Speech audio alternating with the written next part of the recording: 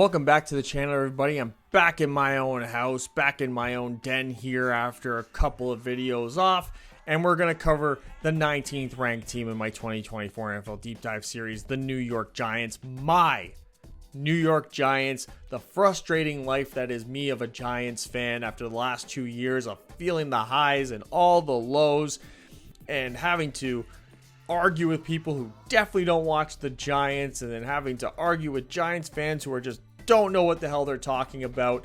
There's a lot going on here, folks. There's a lot going on in this brain here, and I'm going to try to do my best to not be biased. And I think that my overall ranking, once you guys actually see it and I get my justifications for it, you'll understand why this team is ranked here. Now, I understand they are ranked 19th, and people are like, are you out of your goddamn mind?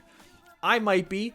But also you have to understand that this is not based upon what I think that their final record is going to be. I do think that because they are playing Dallas and Philadelphia twice, and they are playing the AFC North, who, by the way, we haven't seen a single team from that division pop up yet, so you know how highly I think of that division. They're basically inheriting 8 losses right off the top, which is a horrible situation to be in when you look at 8 games and go, they're all losses. I'm going to 2 of those games. The Bengals won and the Steelers won, and I am terrified to watch this team play in those situations. So will they finish with a bottom 5 record in the NFL? Maybe. This is the schedule just too hard. I think that they'll be able to win some of the games where the teams are sort of just on the same quote-unquote level, maybe just a slight level above them in overall talent, but I think a lot of that's going to be related to the coaching staff. We saw in the last video with the Atlanta Falcons, it sort of had the opposite effect. I think you can say the same thing about the New Orleans Saints as well. It's sort of, they got maybe a little bit more talent. I think in Atlanta's case, a lot more talent overall in the players.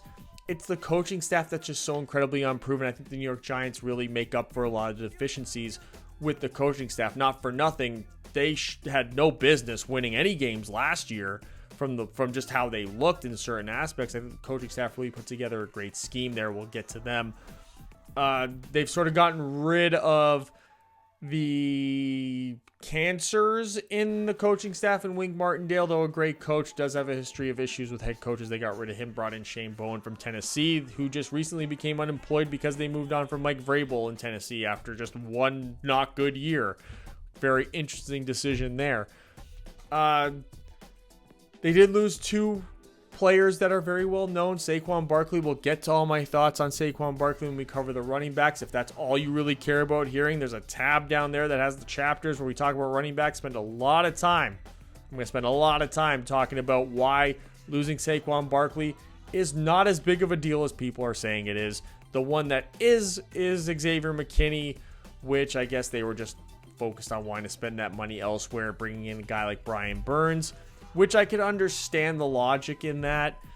It does open up huge opportunities for Kayvon Thibodeau and Dexter Lawrence, who by my estimation probably the best interior defensive lineman in the entire NFL. But this game is based upon the coaching staff. This is what their game is going to be, and so we need to start with a coaching staff that 2 years ago was the best in the entire NFL according to the AP voters, and then I think people are starting to lose faith, and they shouldn't. So naturally, let's start here with Brian Daboll, and I would say around this time last year, it was fair to say that he was a top 10 head coach. He was coming off of the Coach of the Year win, really helped the Giants overachieve. I think you saw there was a lot of potential seen in Daniel Jones, which is why he got signed. I know people that didn't watch Giants games thought that was crazy, but there was just so many nuances that Daniel Jones was improving on. It was really linked to Daboll in particular. I think Mike Kafka got some of the I would say credit for that as well, to a degree, being a former quarterback in the NFL coming from Andy Reid. There was some really good things about this offensive coaching staff coming into last season. And then this year there was guys who took, steps back. I will say that.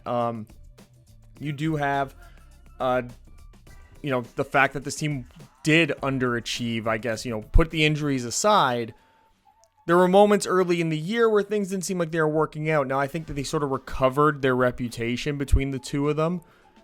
with the performance of Tommy DeVito, who went 500 as an undrafted rookie quarterback. And in those wins, he had like an over 110 passer rating. So those are really solid performances. And he sort of went back and forth with him and Tyrod Taylor while Daniel Jones was out. So the one issue that this coaching staff did have was the offensive line coach. And then they brought in probably the best offensive line coach, at least from last year, which was Carmen Brasillo. He was the Raiders offensive line coach. And the Raiders offensive line, it was career years all around for Andrew James. It was for Jermaine Illuminor, who came over to the Giants with him. He'll be a guard or a tackle in the starting lineup. Greg Van Roten, who at 33 years of age had his best season. You saw Dylan Parham show some progression there. Saw Thayer Munford play really well, at least in the run game. So Carmen Brasillo really did a great job of making sure that offensive line was prepared. They're well-rounded. And he's now basically inheriting, historically over the last decade, one of the worst offensive line cultures in the entire NFL. This line hasn't been very good. They have Andrew Thomas, but his job above anything else is he's going to need to get Evan Neal up to speed here, because Evan Neal last year looked like one of the worst starters in the NFL, if not the worst starter in the NFL. So he's got a lot of work to do there, and we've seen him talk to the media and the analytical mind that he has. There's a lot of good vibes and optimism coming out from that hire, and I think that's really going to help round out Mike Kafka's offensive staff that last year didn't look like they were really capable of developing anybody. You know, there was Tommy DeVito, but a lot of that has to go to Daboll for putting the system, you know, rounding out the system the way that he has, and a lot of the focus he put on was the offense. But again, he does have to take a step almost out of the top 10, him and Kafka both, because of just there were questions about this coaching staff and how they're fitting in and the kind of culture they were setting and the kind of influence they were having on players with Wink Martindale leaving. Now, Wink Martindale has a history of having issues with the head coaches he works with. So getting rid of Martindale, though Martindale was a very good defensive coordinator, getting Shane Bowen, I think in the grand scheme of things, could be seen as somewhat of an upgrade. Bowen is coming over from that Tennessee staff under Mike Vrabel, where he was the defensive coordinator there for a couple of years under Vrabel. And, you know, just last year, the Titans had the number one defense in red zone scoring, goal-to-go scoring, and third down conversion rate in the red zone. So they were extremely efficient as a red zone defense last year. And that's something that's really can help out this Giants team, who maybe will see struggles on offense, and this defense could be playing with short fields early in the year or at certain points in the season. You never really know, and for them to be able to get off the field without giving up a touchdown is going to be essential, and he's got, I would argue, better pieces than what he had in Tennessee coming into this team, especially with the additions that they made in Brian Burns. They didn't really lose a whole lot. They got, I mean, Xavier McKinney, you know, can't be understated. But then to bring in Tyler Nubin, the rookie, and Jalen Mills, who combined will be expected to make up, at least this year, for what Xavier McKinney brought, and then eventually Tyler Nubin take over completely. I think he's got a very proven defensive system he can bring over that's going to enhance this team. This is sort of the exact opposite problem, like we said at the top, of what we just saw with my coverage of the Atlanta Falcons. And I would argue also from a team like the New Orleans Saints, for example, would be another one that would fall sort of under this umbrella of they have certain amount of talent, but the coaching staff is going to bring them down. I think the Giants have almost the exact opposite problem, especially on the offensive side, where they're going to be having to do what they did the last 2 years, which was in year one, they set up a great scheme and a great system and a great game plan, especially with second half adjustments that made the offense actually run really well. And Daniel Jones was showing tremendous improvement. So they're going to have to bring that back. They're pretty much going to have to put last year out of the memory, the half a season out of losing Andrew Thomas, 66% of the year not having Daniel Jones, and having all this mixtures up with the quarterback situation, not having a great wide receiver room even at all, probably the worst in the entire league. Now having a wide receiver one, they use a 6 overall pick on Neighbors. Not having a great offensive line coach, like putting that mildly, now having arguably the best one. I would argue, I think he's at least top 5 in the league from what he just showed with the Raiders last year. So they are a team that has a coaching staff in place that can make up for the deficiencies. So I don't think that Dable is as much on the hot seat as people are making it out to be. I think a level-minded front office will see that, quite frankly, even though last year they had a bottom 6 record in the league, they kind of have overachieved every year Dable's been here. So I think that's something to take into account. And we're going to start with the offense, and it's Daniel Jones. He comes in tied for 26th for me, and I think it's a tight race between him and Drew Lock. I think that they brought in Drew Lock for a couple reasons, to have a veteran backup number 1 with Tommy DeVito sitting there as the number 3. But also, I think there's a lot of expectation about some Geno Smith level revival like what he had in Seattle. Because Drew Lock, he didn't play a whole lot, but when he did, he looked pretty good. So is it just the Seattle being a quarterback factory or quarterback revival factory or what? But I think he's at least going to be breathing down the neck of Daniel Jones. Maybe he'll be able to help him out, a different type of player in the film room. And Daniel Jones has had a lot of time to basically work on the mental aspect of his game. He's been rehabbing and then studying. That's what you have to assume what it's been. Being able to sort of take a breath, take a step back. And this is really going to prove what his mental toughness is. I would say it would have been fair last year to put him as a top 20 ranked quarterback just because he was definitely trending in that direction.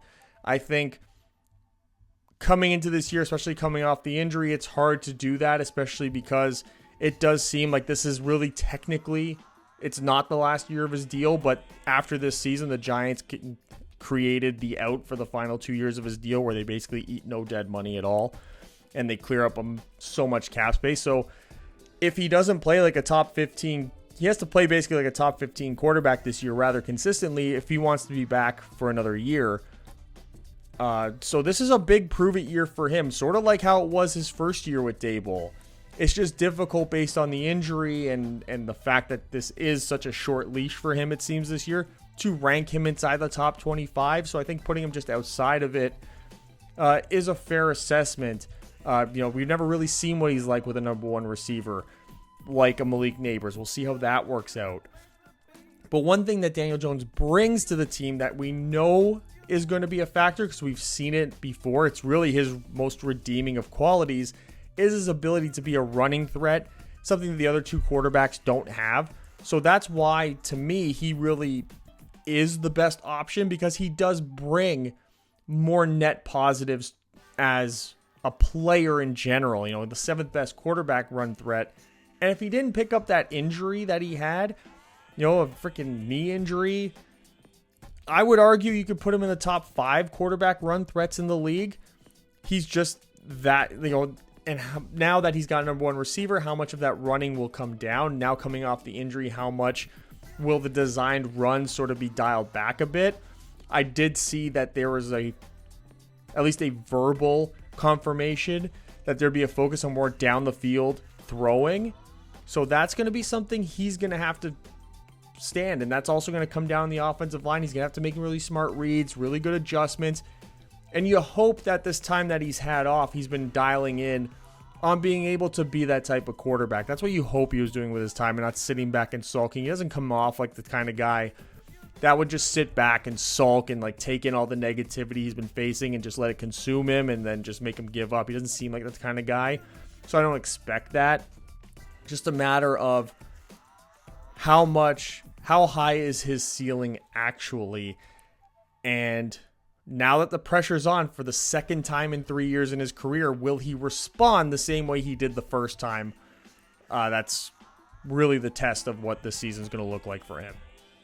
Now we'll move on to the running back room. We'll start with them, straight up, hand the ball off, run the ball, traditional running back stuff. Tied for 22nd.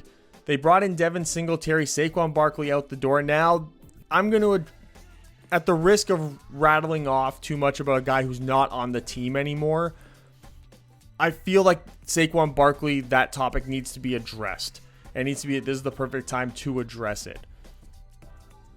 I haven't missed a single snap of Saquon Barkley's entire NFL career. Last year, Saquon Barkley was nowhere near the kind of player that the internet has been telling me that he apparently is. In that, yes, the Giants' offensive line was not great. That's putting it lightly. But they did have some good moments where Saquon Barkley showed that the one thing that he didn't have coming into the NFL is still an issue, and that's his vision and his patience. There was a lot of just running into the back of offensive linemen rather than having a little bit more patience and then being able to see a hole that was definitely there. Now, how few and far between was that? Maybe. And I think he made up in his career for a lot of the deficiencies of the offensive line. However, last year in particular, and we saw it the year before, but not so much because the Giants were winning, so it wasn't so much of a focus. There was a lot of his inability, I'm going to say, due to his injuries that he's had, all these lower body injuries, that ability to sort of make something out of nothing just really wasn't there anymore. He wasn't able to do it. He wasn't able to outrun defensive backs in the open field. He wasn't able to make linebackers miss at the second level. It just wasn't the same guy. Now, I don't doubt he's not going to go to Philadelphia and put up numbers because that Eagles offensive line is amazing and pretty much anyone can produce behind that offensive line. I just think that when you plug in here Devin Singletary and Tyrone Tracy, now getting to the players actually on the team, I don't think they're going to have a lesser impact than what we saw from Saquon Barkley here towards the end of his Giants career. And that's not me being sour grapes. If Saquon Barkley was brought back, I would have totally gotten it and totally supported it. I just would have had tempered expectations the way that I'm voicing right now. And I was voicing them all throughout last season about those things that I just listed. Now you get Devin Singletary, who has played under Daboll before. He's somebody who works well in a system where it's sort of a running back by committee type of a deal, and he's going to get that, especially on early downs. Tyrone Tracy was drafted. He's going to come in and be his backup in those scenarios. Now, there's not a lot of upside here, but I think the floor is really high for this backfield. And then when you get into the receiving threat, in my opinion, again, going back to Barkley, had a lot of drop issues throughout most of his NFL career. And then when he sort of lost that ability to make guys miss in the open field as effectively as he used to, his impact as a receiving back sort of really did diminish. He really just kind of became more of I would say like a regular screen pass receiving back. He wasn't a great blocker. He didn't pick up blitzes really well. So I don't know that between Singletary, Tyrone Tracy, Gary Brightwell, Ja'Shawn Corbin, if he makes the team, that you're going to lose a whole lot in that aspect either. Again, now, will Barkley put up good box score stuff in Philadelphia in all these roles? Probably, but that's just, that's a different level of talent that you're dealing with around him. I think that having this situation now, because Devin Singletary, Tyrone Tracy, they're not going to get the same level of respect that Saquon Barkley got from these defenses packing the boxes. So it's going to, I think, open up a lot more opportunities for them in the running game. And the play action game is going to be, I think, a lot better. All these things are going to open up a lot more for the offense. So from an overall talent level, sure, I think Barkley as an overall player is better than Devin Singletary. But I think just now this combination that they're going to have without having the pressure of a weekly game plan of having to make sure that Saquon Barkley touches the ball 20 times, and that sort of limits the scope of what your offense can be. Now there really isn't that pressure. You're paying Devin Singletary like $3 million a year or something like that. That's peanuts. You know, your entire running back room now costs probably less, I think, than Saquon Barkley does just by himself. So there's not a whole lot of pressure here. You're going to be able to week build around whoever you need to in this backfield that's going to best suit your game strategy. You're going to be able to completely take out a running game. You're going to be able to lean on a running game and have a healthy rotation going on here with a plethora of backs that, you know, again, tied for 22nd in the league, tied for 18th in receiving backs. You're not getting some like giant big playability, but I think on a consistency basis, you're going to get, you know, on average, what Barkley was giving you the last season and a half. So the calls to panic, I think, are a little unfounded here once you look at it. And Devin Singletary had a really good year for Houston last year in that role, working with Dameon Pierce, with CJ Stroud throwing the ball around, with an offensive line that had, frankly, similar issues to what the Giants have now. And I think Daboll just understands him. That's why he brought in Singletary, because he wanted a player that he's familiar with. Singletary, I think, will slide in really easily into this role as Tyrone Tracy, this day 3 running back, I think gets his sea legs underneath him. And I think that it could be a sneaky thing to have Tyrone Tracy late in a fantasy season as everything rolls on. Now going to the wide receivers, and this other group, tied for 22nd in the league. You got Malik Neighbors, who used the 6th overall pick on. He's a great wide receiver prospect. You know, the projections of him and Marvin Harrison Jr. in particular do have like that Jamar Chase, Jalen Waddle projection going on right here. And I don't think that's necessarily unfounded. You know, people talk about how Malik Neighbors any other year, including that Jamar Chase season, could have easily been wide receiver 1. So it just speaks to the power and the strength of Marvin Harrison Jr. as a prospect. But he's going to slide in and be that, you know, talk about Daboll's history as an offensive coach. This is the Stephon Diggs of this offense now. This is the guy that you're going to give 120 targets to this season.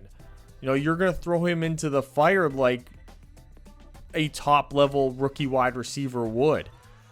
His compliments, they've done this thing over the last couple years in particular since Daboll got here, outside of Neighbors being a real wide receiver 1 capabilities and projection, of getting different skill types and sort of mixing them all in together and having a guy that does a very specific thing and then having a backup for him. So we talk about Darius Slayton and Wan'Dale Robinson, who I think at least throughout early in the season, the first half of the season, we'll see those two the most complementing Malik Neighbors on the field. Darius Slayton, I think, has shown and he's earned a spot on this roster, but I think also he's somebody who, at the trade deadline, a team that's looking for a guy who can come and stretch the field, who can run some deep crossers, who can make some guys miss with his speed, and who is just reliable and easy to plug into an offense in a really simplistic role to sort of take an offense over the top, like one of those playoff teams that needs just that type of wide receiver. I think he's somebody that could go for like a 6th round pick or something like that at the trade deadline and him move on from there, because they do have a backup for him that they drafted last year in Jalen Hyatt, who, as he works on his route tree and all that, is going to be given more opportunities, because Jalen Hyatt, though they're very similar players, I think the ceiling for Jalen Hyatt is just so much higher because of the speed factor and all that. So I would expect, as the season goes on, for Jalen Hyatt to sort of eat up some snaps on Slayton before Slayton is eventually moved on from midseason in a trade to a wide receiver needy team. Then you take a look at Wan'Dale Robinson, who's this slot gadget type player, converted running back, and he was a running back in college for a while, played wide receiver, also drafted as a wide receiver. They picked him up with the intent of dumping Kadarius Toney because they sort of play the same role in an offense. The same type of like archetype of player. And I think that he really showed a lot once he was healthy last year. So I think now getting with a real full offensive system, a full offseason of being healthy, I think he could be a real breakout candidate in this offense and have put up, good numbers, probably second to Malik Neighbors in numbers. And they also have his backup in there, which is another player that Daboll's used to. Like, he brought in Devin Singletary. They got Isaiah McKenzie, who's sort of that same player as Wan'Dale Robinson. So they're going to be able to sub in McKenzie, and he's just going to play that role when Wan'Dale Robinson comes off the field. Then you have Isaiah Hodgins and Allen Robinson, who by my estimation are going to be competing for that backup role to Malik Neighbors. Hodgins can probably get some more bigger slot action. So him and, mixing in Robinson's age and injury history, it's more likely to me that Hodgins is the one who makes the team here and Robinson's gone, because I think Gunnar Olszewski is guaranteed a roster spot because of his special teams capabilities. Punt returner, kick returner, that kind of stuff. I think him and Tyrone Tracy will take those two roles. Tyrone Tracy will probably be the kick returner. Olszewski will be the punt returner, and then work on like some of the punt coverage teams and stuff like that. I think Miles Boykin is just sort of like a roster body at this point, unless they pick up some injuries from Robinson and Hodgins in particular. Then I think that's where Miles Boykin gets an opportunity to be on this team. But I think the real competition, like I said, is Hodgins and Robinson to mix in there as the backup to Malik Neighbors. So I think they carry 7 of these wide receivers. Hyatt as the backup to Slayton, McKenzie as the backup to Wan'Dale Robinson, Hodgins and Robinson as the backup to Malik Neighbors, and then Gunnar Olszewski is sort of the special teams guy who's just wide receiver kind of by position, but not really, because they don't really have a special teamer position. Like, it's not a real position. But overall, there is, again, I feel if this wide receiver room can stay healthy, this sort of is the floor for them. Because Malik Neighbors, if he comes out and he does have that Jamar Chase season, and Wan'Dale Robinson does excel in this offense as like this slot gadget type player and is that big play threat, this could be a top 15 wide receiver room by the end of the year. We could be talking about them in that way. One of the big issues they're going to have is at the tight end position, which was supposed to be Darren Waller right up until he just threw his entire life away. Football career, marriage, now whatever that rap video was. So they have Daniel Bellinger, who was drafted when he was drafted to come in and be a starter at the tight end position. They went with Waller as just trying to get a big play superstar player on their team. Didn't work out. They basically just washed the Kadarius Toney out of there.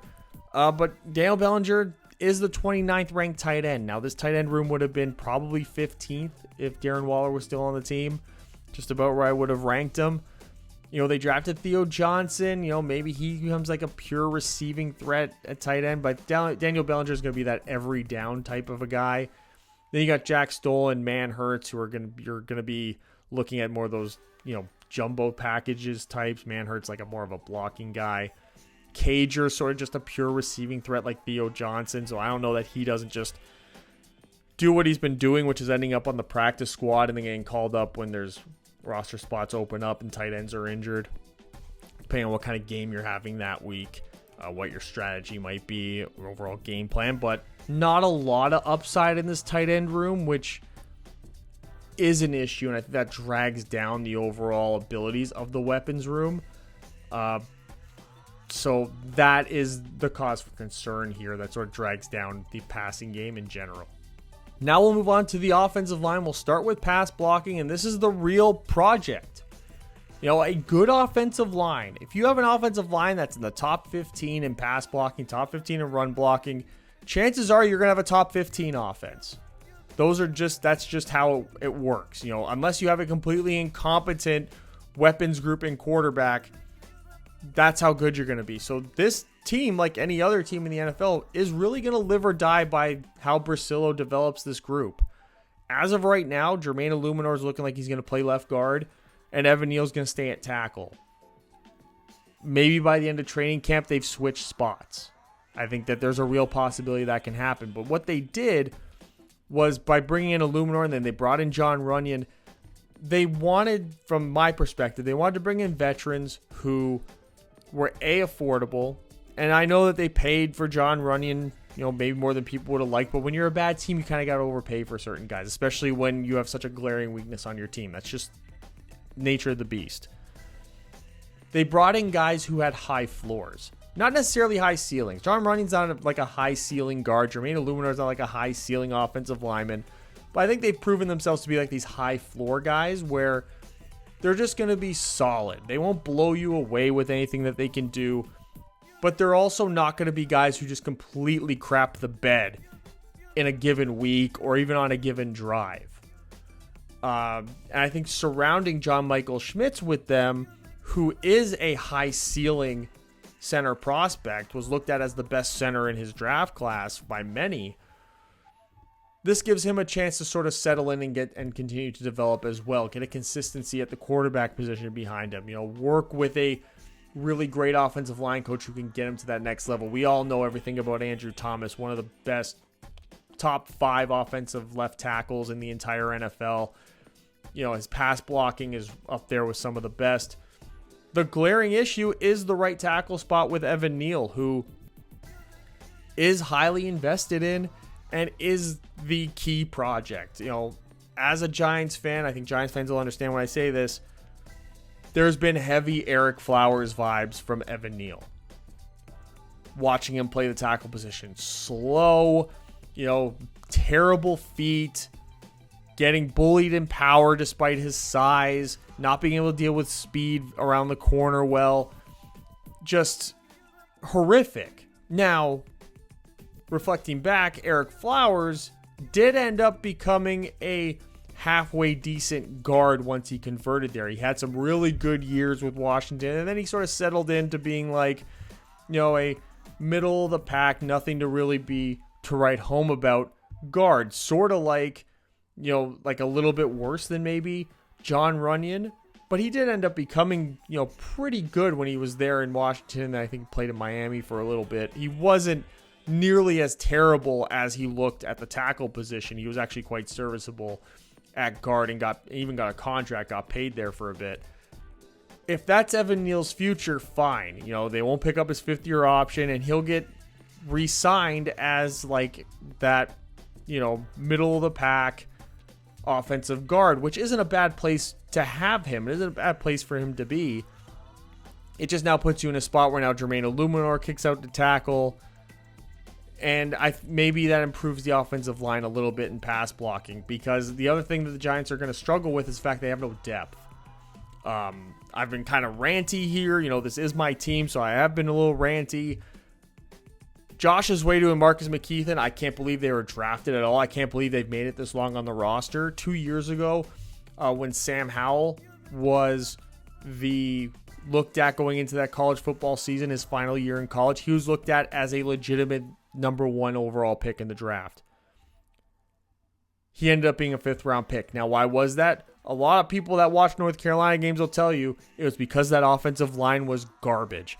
Absolute garbage. And when you look back at how those guys performed in those games, they tanked the draft stock of their quarterback. And what did the Giants do? They went out and drafted 2 of the guys that were on that offensive line and just expected success to happen. And I think every Giants fan who had some type of perspective on North Carolina's performances knew that it was a terrible idea. Couldn't believe that happened. Thought this was going to end terribly, and it did. And I can't believe they're still on the team. Maybe they don't make it through the offseason. I would hope not. They drafted Marcellus Johnson, Jake Kubis. 2 rookies are coming in here. I think they might have been undrafted free agents. It's hard to remember every pick that was made. But to me, they're both upgrades to those 2 players, so I'd rather give them a chance. You got Joshua Miles and Matt Nelson, or sort of these backups here. Aaron Stinney was brought in free agency. I don't know how he finds his way onto the field. To me, it's only if Evan Neal is so freaking terrible that he ends up sliding into guard, that Stinney ends up taking over the guard spot and Illuminor kicks out to tackle. I think that's a possibility here. But again, not a lot of depth for the 26th ranked pass blocking. When you get to run blocking, they're 25th. So they're just sitting there at like the 25th, 26th best offensive line in the league. Definitely bottom 6 or 7 in the league. by the end of it. Evan Neal does see some improvements there. Luminor's a little bit better there. John Michael Schmidt's sort of the same. John Runyon's sort of the same at that. At run blocking and pass blocking. So it's really up to me. It's up to how this coach, Brasillo, really performs and gets this group going. I think that there is a lot of optimism on the development of this offensive line, but I also think that everyone sort of understands Evan Neal has shown he's capable of really dragging down this entire group. And when it comes to run blocking, they definitely don't have any type of backup situation. You know, Matt Nelson, not great at run blocking. A serviceable substitute backup pass blocker, I guess, but brings you next to nothing in run blocking. I think overall he's worse than Evan Neal in terms of what he overall brings to your game, because I think at least Evan Neal can continue to improve as a run blocker. And I think system-wise it can help him also, because you now have running backs back there that aren't going to be trying to do crazy stuff. They're sort of going to just play it by the book there, so it might make their job a lot easier. We'll see how all that works out, but again, this is where this team is going to live and die this year. So just going through the positional summaries quick, there's just not superstar ability here.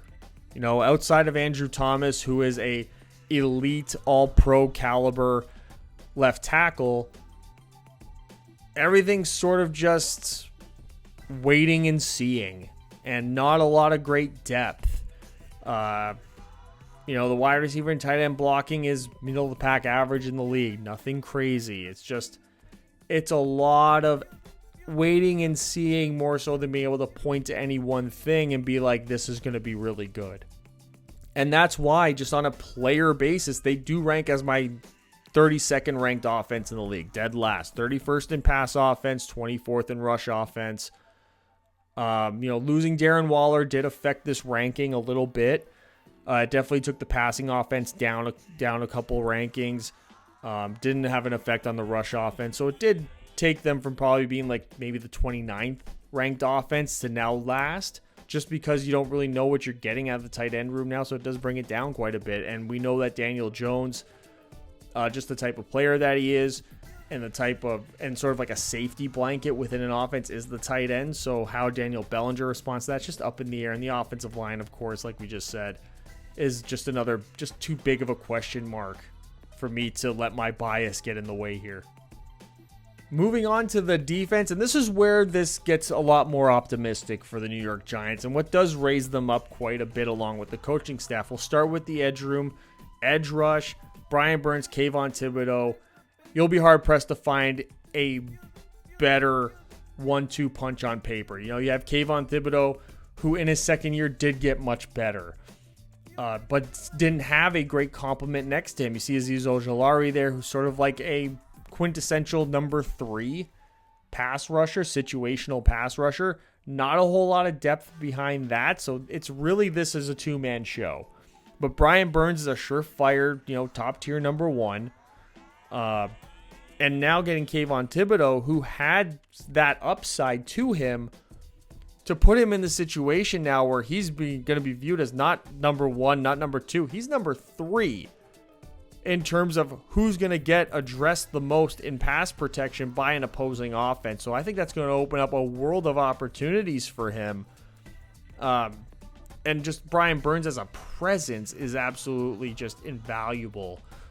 Now, when you look at them against the run, they're kind of in the opposite situation. Neither one of these guys you look at and go, they're great run defenders. Timon Fox and the rookie Ogufo, they're sort of in the same, it's all sort of in the same range here of these early down edge players. I think at best what you're hoping for is just get disciplined play here. Brian Burns can sub out for a bit. You can put in Ogufo. Maybe you can get a little bit bigger and add an interior defensive lineman, get a little bit bigger front four set on early downs. I think you can take Thibodeau off in early down situations if you are more so than Brian Burns. I still think Brian Burns is better in that scenario, just the veteran presence, understanding angles and all that. And that's when you can get one of these backups in there, and really save Kayvon Thibodeau for the passing situations which again, because he'll be the third guy that's gained the focus, it'll only help him more in his production levels. And I think it really raises up the New York Giants team as defense in general, especially when you get the compliments here on the interior, which is the best interior rush in the NFL, really led by my estimation, the best interior defensive lineman in the league, and that's Dexter Lawrence. I think it's between him and Chris Jones. I lean to Sexy Dexy.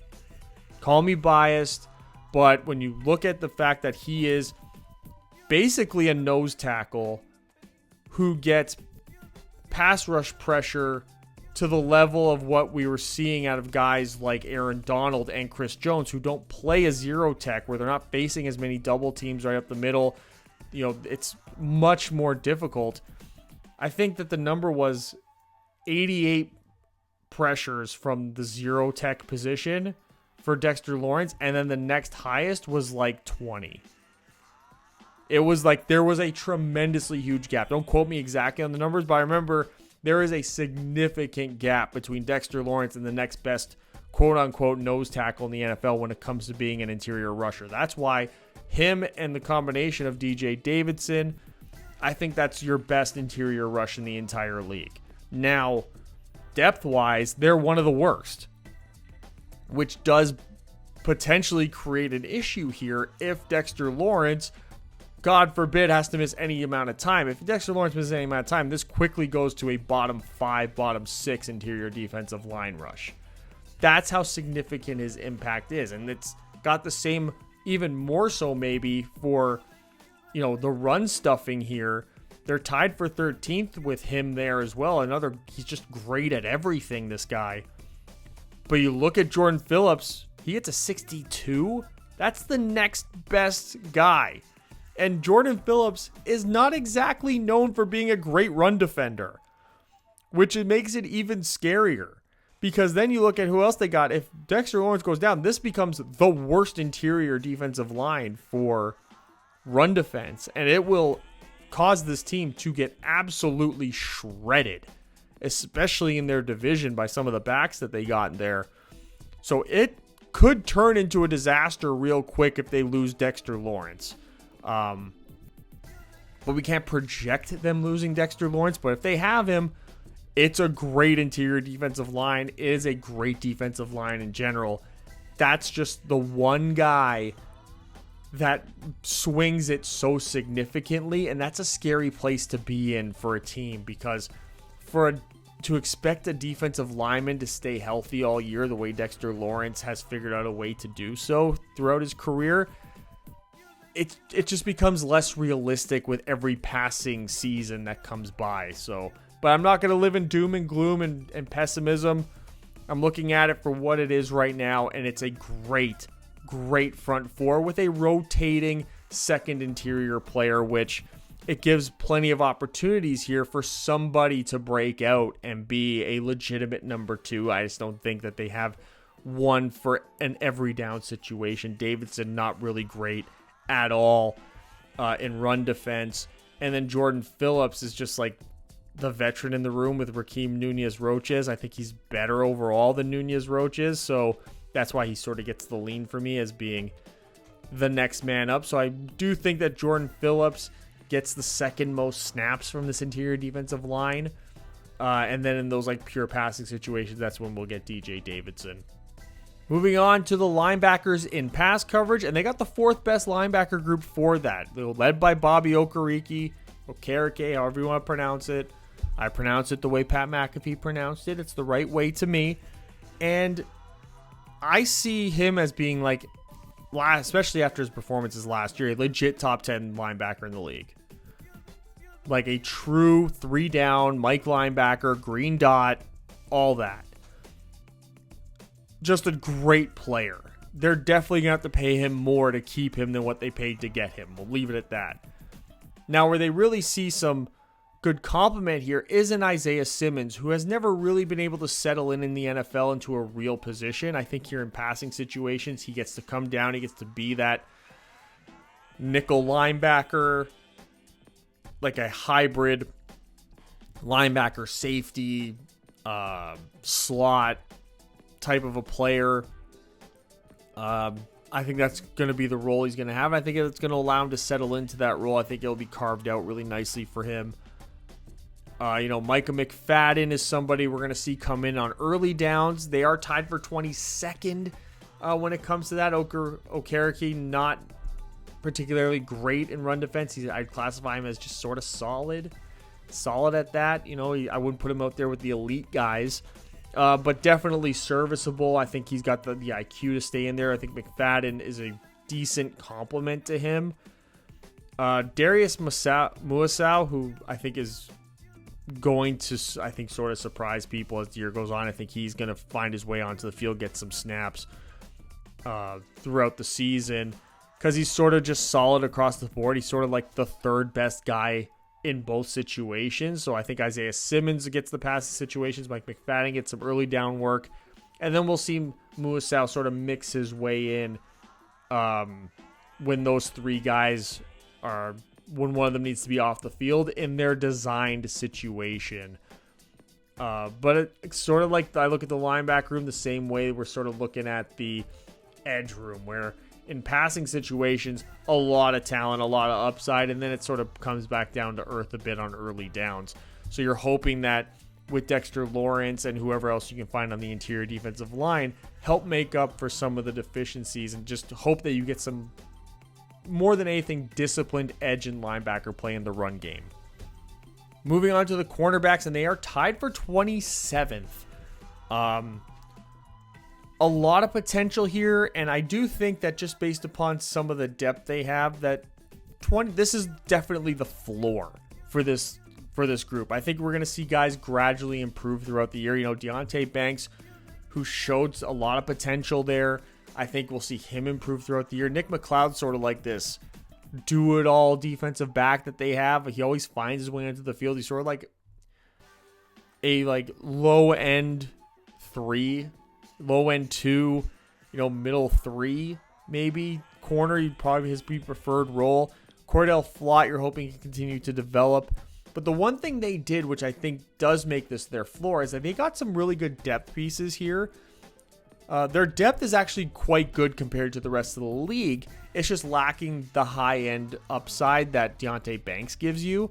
So you look at Andrew Phillips coming over from Kentucky. You look at David Long Jr., Trey Herndon, Aaron Robinson, and Trey Hawkins. Those are 5 guys that, along with Cordell Flott, all sort of fall into the same rating range here. So the competition there is going to be very interesting to see. I think that Andrew Phillips and Cordell Flott definitely have, because of their age, they have sort of a leg up on everybody. But I think you'll see the potential for David Long and Trey Herndon competing with each other. I think you got Aaron Robinson and Trey Hawkins competing with each other as well. Darnay Holmes, I don't know how he's still on the team. He was really just a slot guy, and he showed some potential early in his career, and he just got worse with every passing season. So I don't know if it's just like a locker room thing that they wanted to bring him back.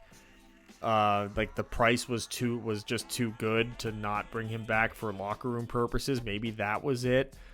But I don't know that with all these guys that are here, that he necessarily will make the team.